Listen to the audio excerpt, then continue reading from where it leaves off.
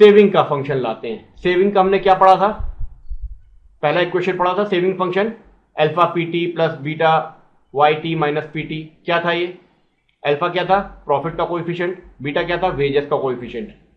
अब इन दोनों को, इस पूरे इक्वेशन को हम y1 से डिवाइड कर देते हैं। y1 यहां आ गया, y1 यहां आ गया, y1 यहां आ गया, ठीक है। तो ये इक्वेशन बन गया हमारा S1 upon y1 equal to alpha P1 upon y1 plus beta y1 minus P1 upon y1। और जिसको हम इस तरीके से भी लिख सकते हैं, ये कैसे आया, बीटा का हमने अंदर मल्टीप्लाई किया, y1 upon y1 minus P1 upon y1। तो y1 अपॉन y1 से मल्टीप्लाई हुआ तो वो कट के 1 हो गया, तो बीटा का बीटा बच गया। और बीटा का जब हम और अंदर इंटू करेंगे माइनस P1 अपॉन y1, तो P1 अपॉन y1 इसमें भी है और अल्फा के साथ भी है, तो अल्फा और बीटा को अपन अंदर ले लेंगे और P1 y1 कॉमन निकाल लेंगे, तो ये एक और इक्वेशन आ जाएगा। क्लियर। या इसको हम इस तरीके से भी लिख सकते हैं कि S1 किसके बराबर है, इन्वेस्टमेंट के बराबर है, I1 के बराबर, और नीचे y1 लगा दिया।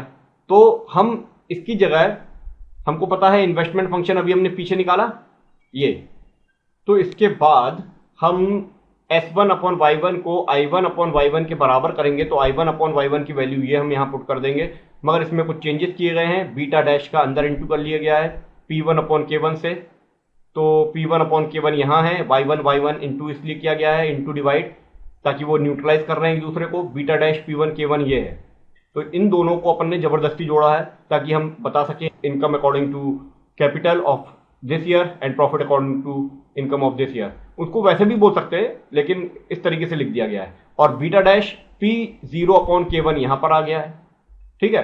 तो इस तरीके से ये हमारा सेविंग फंक्शन हो गया है। तो जब हम ये वाला इक्वेशन देखें ऊपर वाला, ये क्या बताता है कि सेविंग को अगर मेजर करना हो तो कैसे मेजर करेंगे, वो इनकम का प्रोपोर्शन जो इक्वल है सम ऑफ कांस्टेंट्स अल्फा और बीटा, जो कि एक्सप्रेस हो रहे हैं किस किस के प्रोपोर्शन में, शेयर्स ऑफ प्रॉफिट और शेयर्स ऑफ वेजेस, ठीक है। और ये है share of profit out of income. इस तरीके से इस सेविंग फंक्शन को शो किया गया है। और जो ये वाला इक्वेशन है, इसमें हम देखें तो इन्वेस्टमेंट को हमने इनबिल्ट कर दिया है इसके अंदर। तो इन्वेस्टमेंट मेजर कर रहे हैं हम इनकम के हिसाब से, और वो किसके इक्वल है, इंक्रीमेंट ऑफ इनकम। ये इंक्रीमेंट हो रहा है इनकम का, y1 minus y0 upon y0 increment है इनकम का, और मल्टीप्लाई किससे कर रहे हैं हम, करंट यानी अभी का कैपिटल आउटपुट रेशियो, और माइनस कर रहे हैं बीटा डैश। बीटा डैश क्या था, rate of profit of last year plus a fraction of current rate of profit. इस तरीके से ये सेविंग फंक्शन को बनाया गया। यानी ये वाला इक्वेशन ऊपर वाला और नीचे वाला मिलाकर हमको इनकम डिस्ट्रीब्यूशन बताते हैं प्रॉफिट और वेजेस के बीच में। यानी अगर हमको इनकम डिस्ट्रीब्यूशन देना हो तो हम प्रॉफिट के लेवल से ये बता सकते हैं कि हमारा इक्विलिब्रेटिंग मैकेनिज्म सेविंग और इन्वेस्टमेंट के बीच में कहां है। यानी अगर हमको कोई इनकम डिस्ट्रीब्यूशन मिल जाए तो उस इनकम डिस्ट्रीब्यूशन को बताने के लिए प्रॉफिट ही एक ऐसा माध्यम है जिसके थ्रू हम सेविंग्स और इन्वेस्टमेंट के बीच का इक्विलिब्रियम मैकेनिज्म बता सकते हैं। यानी प्रॉफिट की रोल प्ले करता है, इंपॉर्टेंट रोल कौन है, प्रॉफिट है। क्लियर। एक बात और कि सेविंग हमेशा इन्वेस्टमेंट से बड़ा होगा अगर प्रॉफिट इक्विलिब्रियम पॉइंट से ऊंचा हो। यानी जहां पर सेविंग और इन्वेस्टमेंट बराबर होते हैं उससे ऊंचाई पर, उससे ऊपर यदि प्रॉफिट होगा तब हम सेविंग्स को बढ़ा सकते हैं, सेविंग्स इन्वेस्टमेंट से बड़ा होगा। लेकिन इस प्रॉफिट को बढ़ाने के लिए क्या करना पड़ेगा, हमको प्राइसेस बढ़ाना पड़ेंगी और इक्विलिब्रियम ग्रोथ पाथ को थोड़ा सा ऊपर उठाना पड़ेगा। अब वो ऊपर कैसे उठेगा, और जब वो ऊपर नहीं उठेगा तो हमारी स्टेडी ग्रोथ नहीं होगी। अब स्टेबल इक्विलिब्रियम पाथ को अगर मेंटेन करना है तो एक कंडीशन है जो फुलफिल होनी चाहिए। वो क्या है, अल्फा माइनस बीटा बड़ा होगा बीटा डैश वाई अपॉन केटी से। क्या मतलब है इसका, इक्विलिब्रियम ग्रोथ पाथ डिपेंड किस किस पे करता है, ये सेविंग फंक्शन है। अल्फा क्या था, saving from profits, beta saving from wages, जिसमें अल्फा बड़ा होना चाहिए बीटा से। तो ये डिपेंड किस पे कर रहा है, बीटा डैश जो कि रेट ऑफ प्रॉफिट था अकॉर्डिंग टू इनकम। यानी ये जो प्रॉफिट है ये किस पर डिपेंड कर रहा है, एक्चुअली डिस्ट्रीब्यूशन ऑफ इनकम पर। अल्टीमेटली। तो ये प्रॉफिट क्या असल में मीनिंग रखता है, वो ये रखता है कि स्टेबल इक्विलिब्रियम के लिए ये जो ग्रोथ है सेविंग की ग्रोथ हो रही है वो स्टीपर होगी, यानी तेजी से होगी इन्वेस्टमेंट के हिसाब से। इन्वेस्टमेंट कम होगा और सेविंग थोड़ा स्टीप होगी, ये प्रॉफिट ये बता रहा है। तो कैल्डोर ने इस ओपिनियन को सबसे ज्यादा नेसेसरी कंडीशन बताई है स्टेबिलिटी की। अगर इक्विलिब्रियम ग्रोथ पाथ को स्टेडीली उठना है तो प्रॉफिट इंपॉर्टेंट है, उस प्रॉफिट से ऊपर होना चाहिए हमारी सेविंग। इसको ऐसे समझिए कि ये जो प्रॉफिट है ये छोटा होना चाहिए YT माइनस W से, यानी उस इनकम से, ये इनकम है, इनकम में से वेजेस निकाल दिए गए तो क्या बचता है, प्रॉफिट बचता है जितना भी है। मगर जो मिनिमम प्रॉफिट है उससे ज्यादा ये इनकम होगा तब तो उसमें से हम प्रॉफिट निकालेंगे, यानी ये इनकम प्रॉफिट के बराबर भी हो सकता है मगर ये प्रॉफिट इनकम से हमेशा कम रहेगा। एक कंडीशन तो ये है, ये मिनिमम वेजेस हो गई।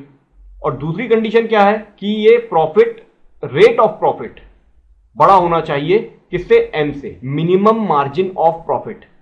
जो प्रॉफिट हमको चाहिए ही है, सपोज हमने 10 रुपए लगाए हैं तो हम चाहते हैं कि 12 रुपए तो आए कम से कम, ताकि वो 2 रुपए हम अपने जितनी कॉस्टिंग लगी है उन पे बांट सकें, उनको दे सकें। तो उतना तो हमें चाहिए ही चाहिए, लेकिन उससे ज्यादा प्रॉफिट हमको चाहिए है ये वाला रेट ऑफ प्रॉफिट। तब हम सेविंग कर सकते हैं ज्यादा। जब हमारे पास प्रॉफिट ज्यादा होगा तब हम सेविंग ज्यादा कर पाएंगे और सेविंग का ग्राफ स्टीप होगा इन्वेस्टमेंट से। अब ये दो जो इनइक्वालिटीज हैं ये बड़ा रेस्ट्रिक्शन ला रही हैं हमारी कंडीशंस पर।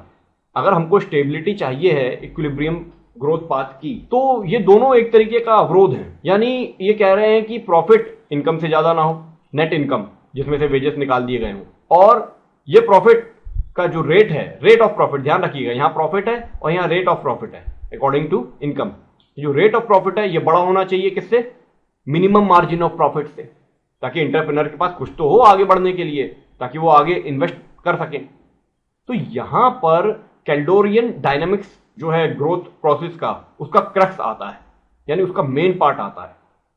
ये जो लेवल है प्रॉफिट का ये इस तरीके से होना चाहिए कि इसकी वजह से हमको बाद में फिर से ग्रोथ मिले और उस ग्रोथ के बाद हम उस इन्वेस्टमेंट को आगे लगा सकें। यानी रेट ऑफ प्रॉफिट इतना ज्यादा होना चाहिए, इतना एडिक्वेट यानी इतना सफिशिएंट होना चाहिए ताकि एंटरप्रेन्योर अपना इन्वेस्टमेंट कंटिन्यू रख सकें। सिंपल वर्ड्स, यानी कि सेविंग और इन्वेस्टमेंट के बीच का जो इक्विलिब्रियम है वो स्टिल नहीं है, यानी स्थिर नहीं है, स्टेशनरी नहीं है।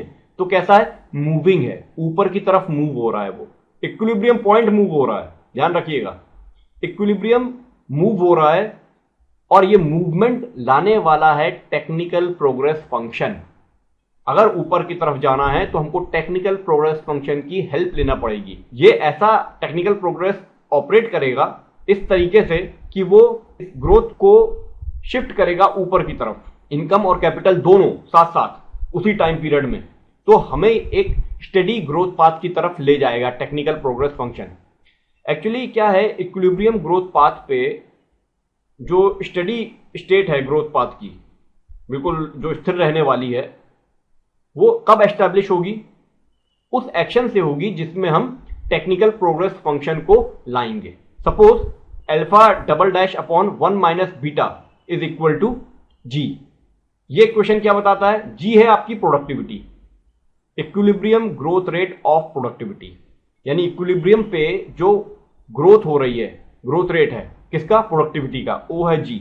यहां तक हमको पहुंचना है किसकी मदद से, टेक्निकल फंक्शन की मदद से। ये है अल्फा डबल डैश क्या था, टेक्निकल प्रोग्रेस। और ये पूरा इक्वेशन क्या बता रहा है कि यहां पर सेविंग और इन्वेस्टमेंट का कोई रोल नहीं है, यानी ये टेक्निकल फंक्शन इंडिपेंडेंट है सेविंग और इन्वेस्टमेंट से। अब ये कहां से आया ये तो अपन नहीं कह सकते, ये ऐसा बनाया है, ऐसा फॉर्मुलेट किया है निकोलस कैल्डोर ने, तो इसको ऐसे ही रटना पड़ेगा। मगर इसको समझ लीजिए कि ये है क्या, यानी ये वो सिचुएशन है जहां पर टेक्निकल प्रोग्रेस फंक्शन अपने आप स्टडी ग्रोथ को मेंटेन करता हुआ आगे की तरफ बढ़ेगा। देखिए इसको अपन एक डायग्राम से समझते हैं। सपोज ये है नीचे proportionate growth rate of capital और यहां पर है proportionate growth rate of income, और ये है 45 डिग्री की लाइन, ये है टी डैश, इसको हम टेक्निकल फंक्शन बोलेंगे अपना, टेक्निकल प्रोग्रेस फंक्शन। और इसको इस लाइन पे जो proportionate growth rate of income है वो ये है YT plus 1 minus YT upon YT, ये हम इतनी देर से करते आ रहे हैं, प्रोग्रेस फंक्शन है ये किसका, इनकम का या आउटपुट का। और यहां पर कैपिटल का भी इसी तरीके से बनेगा, के टी प्लस वन माइनस के टी अपॉन के टी, ये growth rate of capital show कर रहा है। अब यहां पर हमने ये लाइन खींची, ये इन्वेस्टमेंट किया I1 अपॉन K1। हमारा ये इन्वेस्टमेंट जब हुआ तो ग्रोथ कितनी थी, G1 हुई। जब ग्रोथ G1 हुई तो इसका मतलब है हमको प्रॉफिट हुआ। देखिए प्रॉफिट आ गया, वो प्रॉफिट हमने लगाया, फिर से एंटरप्रेन्योर ने लगाया, इन्वेस्ट किया, तो क्या हुआ, नया इन्वेस्टमेंट आया, I2 K2 पर शिफ्ट हो गया और हमको ए पॉइंट पर वही ग्रोथ मिल गई। मगर उसी ग्रोथ से तो हम आगे बढ़ेंगे नहीं, उसी ग्रोथ से हम एक स्टडी स्टेट की तरफ नहीं बढ़ेंगे, उसी ग्रोथ से तो हम वहीं के वहीं रहे, फिर उतना ही लगाएंगे, फिर उतना ही मिलेगा। तो एक टेक्निकल फंक्शन ये टी डैश जो है, इसकी तरफ, इसकी वजह से ये हमारी ग्रोथ बढ़ गई, तो ये आ गई G2 पर, टेक्निकल प्रोग्रेस फंक्शन की वजह से। तो जब ये ग्रोथ हमारी बढ़ गई तो प्रॉफिट भी बढ़ गया, और प्रॉफिट बढ़ा तो हमने इन्वेस्टमेंट फिर बढ़ा दिया। तो अब नए इन्वेस्टमेंट पर हमको वही ग्रोथ बी पॉइंट पे मिल रही है, ए से ऊंचाई पे मिल रही है, लेकिन है तो वो G2 के बराबर ही। तो फिर से टेक्निकल प्रोग्रेस फंक्शन ने इसको बूस्ट किया और G3 ग्रोथ ले आया।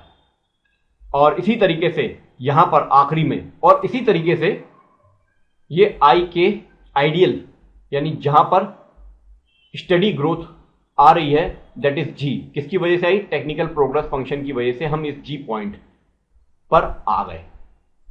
इसके बाद नहीं जा सकते हम, क्योंकि इसके बाद हमारा डाउनफॉल स्टार्ट हो जाएगा। मगर इस पॉइंट तक आने के लिए हमारी हेल्प की है टेक्निकल प्रोग्रेस फंक्शन ने। और जो हमारा प्रॉफिट है PT अपॉन KT, यहां पर जो हो रहा है G1 पे P1 अपॉन K1, उसी की वजह से हमने फिर नया इन्वेस्टमेंट किया I2 अपॉन K2, यानी PT upon KT will make increase in IT upon KT। Clear था ये तो।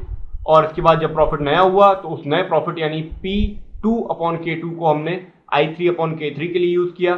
फिर I3 अपॉन K3 की वजह से जो ग्रोथ हुई तो उसको हमने प्रॉफिट को P3 अपॉन K3 माना, इस तरीके से आगे बढ़े। क्लियर। तो इससे हमको ये समझ में आता है कि ये G प्रोडक्टिविटी हमारी, rate of growth of income, ये G पॉइंट तक आकर हम स्टेबल हुए और ये लगातार ऊपर की तरफ कर्व आ रहा है because of technical progress function. But ये कंडीशन वो थी जब हमने पॉपुलेशन को बढ़ता हुआ नहीं लिया, कांस्टेंट पॉपुलेशन पे लिया है।